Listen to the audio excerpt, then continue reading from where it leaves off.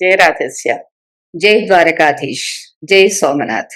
మనమంతా భగవంతుని కరుణతో, ద్వారకాధీశుని దయతో, శ్రీ ద్వారకాధీశుని దివ్య సన్నిధిలో శ్రీమద్ భాగవత కథా సుధా జ్ఞాన యజ్ఞాన్ని శ్రీ మార్కండేయ దిండి సంస్థానం వారు, షోలాపూర్, శ్రీమాన్ నామ్దేవ్జీ, శ్రీమాన్ అంబాదాస్జీ, శ్రీమాన్ రాకేష్ మహారాజ్ వారు, వీరందరూ కలిసి చాలా చక్కగా నిర్వహించారు.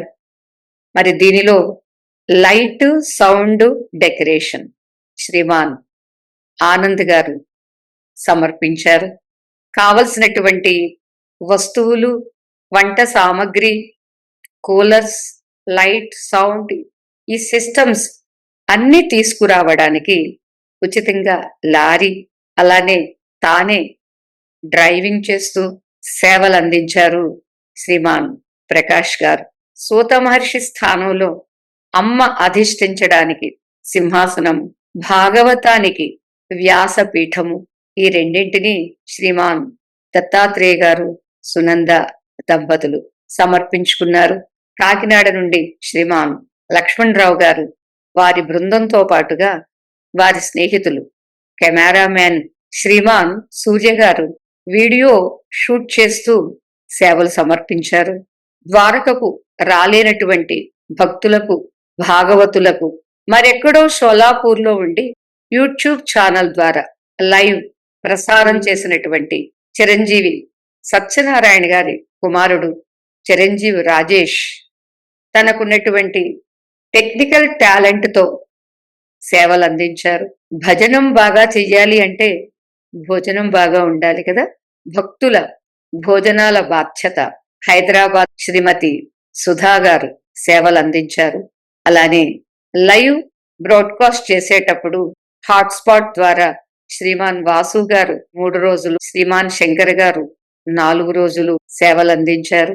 అంతేకాదు కాకినాడ నుంచి వచ్చినటువంటి 29 మందికి, హైదరాబాద్ నుంచి వచ్చినటువంటి 7 విజయవాడ నుంచి వచ్చినటువంటి 12 మందికి చక్కగా భోజనాలు శ్రీమాన్ శంకర్ గారు, శ్రీమాన్ సుధాకర్ గారు, శ్రీమాన్ దత్తాత్రేయ గారు చాలా ప్రేమతో, ఆప్యాయతతో వడ్డన చేశారు.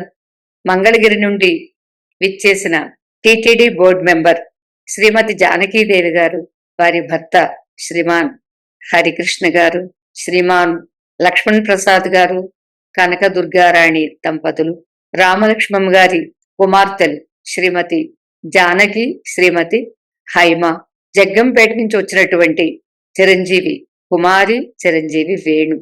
మేము చెప్పకుండగానే మనసెరిగి అవసరాన్ని గుర్తించి సేవలు అందించినటువంటి చిరంజీవి ప్రియాంక కూడా ఎన్నో సేవలు చేసింది, తద్వారా ధన్యత చెందింది. వీరందరూ కూడా కార్యక్రమంలో చాలా చక్కని సేవలు చేశారు.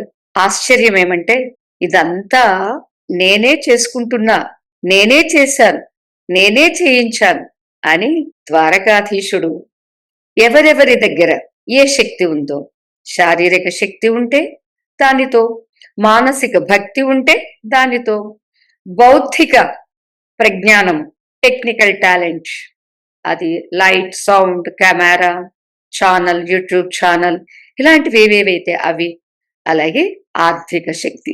మనకి చివరిలో లో బడ్జెట్ అని మన ఆర్గనైజర్స్ అంటే దానికి అప్పటికప్పుడు అందరూ వారి వారి ఆర్థికంగా ఆర్థిక సేవలు అందించారు. ఇక ఇంతమంది ఒక ఎత్తు అయితే షోలాపూర్ నుంచి వచ్చి ఎన్నో రకాల సేవలు చేసినటువంటి వారందరికీ మేము రుణపడిపోయి ఉంటాం. ఇంత బ్రహ్మాండంగా జరిపించుకుని స్వామి మనల్ని అందరినీ ముంచేశాడు కదండి. ఎందుకు ఏమా సముద్రం, ఆనంద సాగరం, ఆనంద సాగరుడు కదా. మన అందరికీ సంసార సాగరంలో ఉంటాము తెలియక, తెలిస్తే ఆనంద సాగరంలో మునిగి ఉంటాము. శ్రీమద్ భాగవతం మనకి భక్తి, జ్ఞాన, వైరాగ్య, తత్వ ముక్తుల్ని రుచి చూపించింది. అంతేకాదు నీవేదైనా చెయ్యి, నాకు సమర్పించి చెయ్యి. అప్పుడది నిష్కామ్యత అవుతుంది. నీవు కోరుకోకుండగా, ఏమి ఆశించకుండగా నా కోసం చెయ్యి. నేనున్నానుగా, నేను చూసుకుంటానుగా అని గీతలో చెప్పిన, శ్రీమద్భాగవతంలో చెప్పిన నైష్కర్మ్యం ఆవిష్కృతం అన్నారండి. ఎంత చక్కని, ఎంత గొప్ప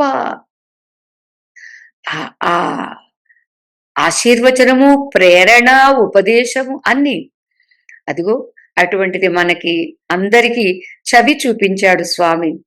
మరి చవి చూశాం కాబట్టి, మొత్తానికి రుచి తెలిసింది కాబట్టి, దాన్ని పట్టుకుని ఇంకా ఇంకా మనం పెంచుకోవడం.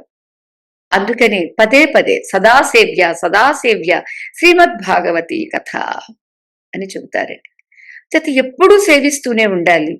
ప్రతిరోజు మనం ఇంట్లో ఉండి కూడా చదువుకోవచ్చును. లేదా ఎప్పుడో జరిగినటువంటివి కూడా మనం ప్రతిరోజు వినవచ్చును.